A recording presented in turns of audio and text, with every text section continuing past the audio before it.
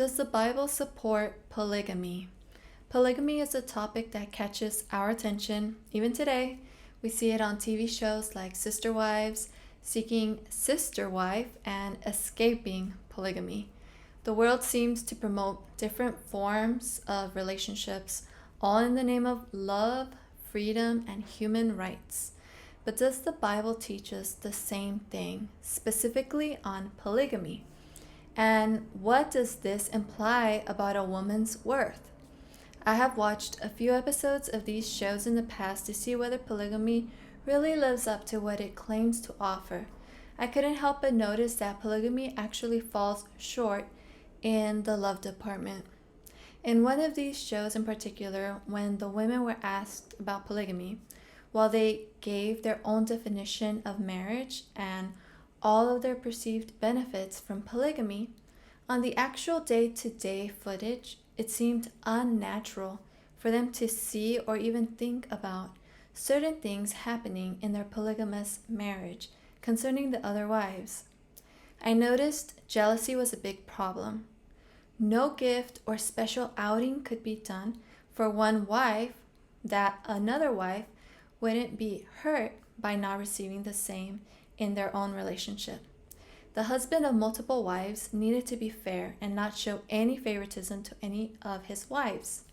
Even the way their separate quarters living situation was built seemed to provide them with the illusion that they were the only wife in the marriage. No affection could be given when they were all together. Calendar days were divided, and sadness crept in when a new wife would join the polygamous marriage because it meant less time for the older wives. Wives didn't only have to worry about their relationship with their husband, but they also had other relational dynamics happening with the other wives as well. As an outsider, it didn't seem fair that the husband did not experience the same feelings his wives had to, and only the women in that polygamous marriage seemed to have gotten the short end of the deal. The husband always had a wife, and yet the wives were without a husband until it was their turn to live with him again. Similar challenges can be said about the children of each woman regarding their father and his temporary absence.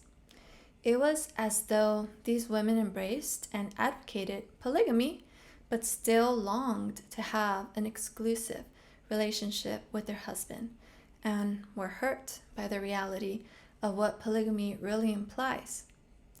People, of course, like to believe that we can create our own definitions for marriage and decide how we live our life, what we do with our body, create our own truth, and decide what is good outside from what God has spoken already. My observation in my own personal life has been that what God has taught us in the Bible is what's ultimately in our best interest, and it's good. God allows us the liberty to obey or disobey Him, but we are not free from the consequences ultimately in this life and eternity. Polygamy steers away from God's design for marriage, and we can see the painful consequences in TV shows and even in the Bible where polygamous marriages are mentioned. But why don't we seem to have an explicit condemnation of polygamy like we have of other sexual relationships in the Bible? Polygamy used to be a subject that I was curious about because it seemed to have a negative connotation to it that I was somewhat aware of, but not really. I would ask pastors about this topic and have never really been satisfied with the answers I have received or read about in commentaries. One day, I was able to see what was really behind my disappointment regarding this topic. I seem to think that if God did not blatantly condemn polygamy, He allowed it, and therefore women had less value than men. It seemed to contradict everything that the Bible teaches about a woman's worth. When I realized, though, that the Bible is responsible for giving grounds for the equality of women, I was able to understand that even if there was a situation where God did allow polygamy in the Bible or did not tell a husband explicitly to leave his multiple wives, this did not mean that polygamy is what God desires, is good, or takes away from a woman's worth ultimately. The people that agree to the polygamous marriage are the ones responsible for the existence of polygamy and the depreciation of marriage they experience in their lifetime. I can think of a current example that perhaps will illustrate this better. President Trump has been said to have failed to denounce white supremacist groups. If we look at one moment in time where he failed to denounce them and focus on it alone, we may come to the wrong conclusion about his personal views on the subject and if in fact this is true. If we consider all moments he has been asked about this in the past, and we find even just one time where he has condemned white supremacy, we have our real answer. This can be frustrating, however, because we may personally prefer that President Trump condemned all evil things every time he was asked and with the words "we would like." However, this doesn't change the fact that he has denounced what he has denounced when he has chosen to. This is not meant to be a political comment, but it's a simple example that we can relate to at this time. Although it's not a perfect example, isn't it a similar dilemma though we feel with regards to polygamy? We would have preferred God condemned polygamy a particular way and in a particular time, but God has spoken about his position on marriage in other times and in other ways. He has been clear enough on marriage.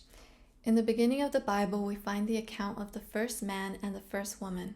God said he made one wife for one husband.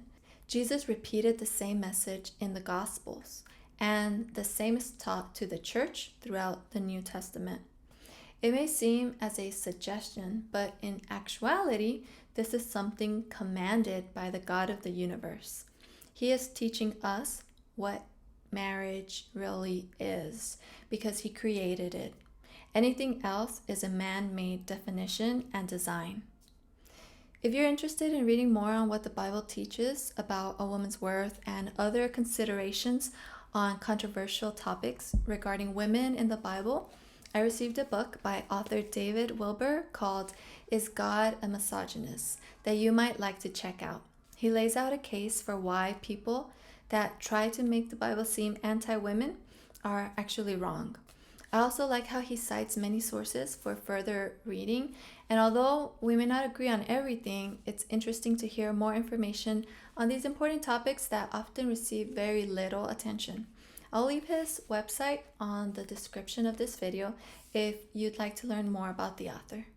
Also, please consider signing up for my monthly newsletter I send out at the beginning of every month. You can sign up at my website, susanmorales.org. If you'd like to support my channel, you can also go to Patreon and become a patron there.